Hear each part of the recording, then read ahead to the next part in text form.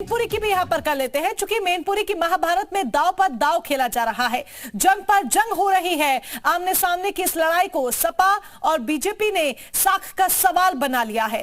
अखिलेश के सामने गढ़ बचाने की चुनौती है, तो वहीं बीजेपी गढ़ भेदने की तैयारी में हर जुगत आजमा रही है।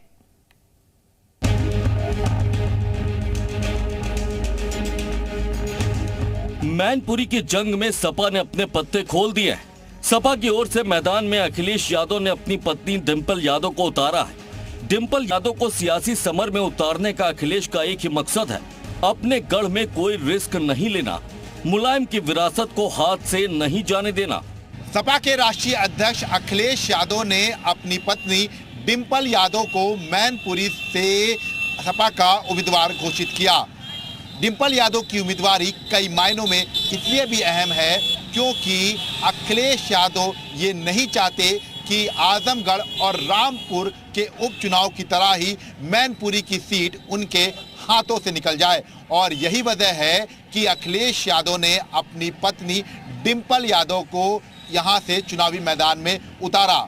हालांकि इससे पहले तेज प्रताप का नाम लगातार चर्चा में था, लेकिन अचानक से डिंपल यादव का नाम आगे करके अखिलेश यादव ने ये साफ कर दिया कि वो इन चुनाव में किसी भी तरह से कोई रिस्क नहीं लेना चाहते हैं।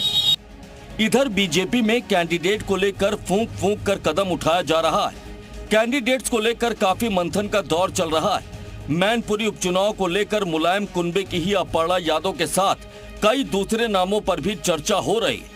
प्रेम सिंह शाक्य, रघुराज सिंह शाक्य और ममतेश शाक्य के अलावा बीजेपी एसपी बघेल के नाम पर भी विचार कर रही है। मैनपुरी के उपचुनाव को लेकर बीजेपी लगातार मंथन कर रही है।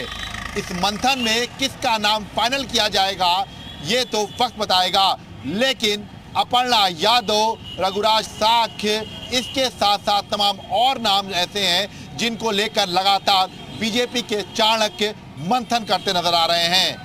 ऐसे में मैनपुरी सीट जीतने के लिए बीजेपी लगातार उस प्रत्याशी पर दांव लगाने की कोशिश करेगी जो प्रत्याशी इन चुनाव में बीजेपी की झोली में मैनपुरी की सीट ला दे, और यही वजह है कि अब शाक्य समाज के किसी नेता के अलावा भी एसपी सिंह बघेल का नाम भी चर्चा में आने लगा है। बीजेपी किस पर दांव खेलती है ये देखना होगा, लेकिन हर किसी के अपने नफे नुकसान है। बीजेपी अपर्णा को अगर मैदान में उतारती है तो यादव परिवार और यादव वोटों पर चोट कर सकेगी।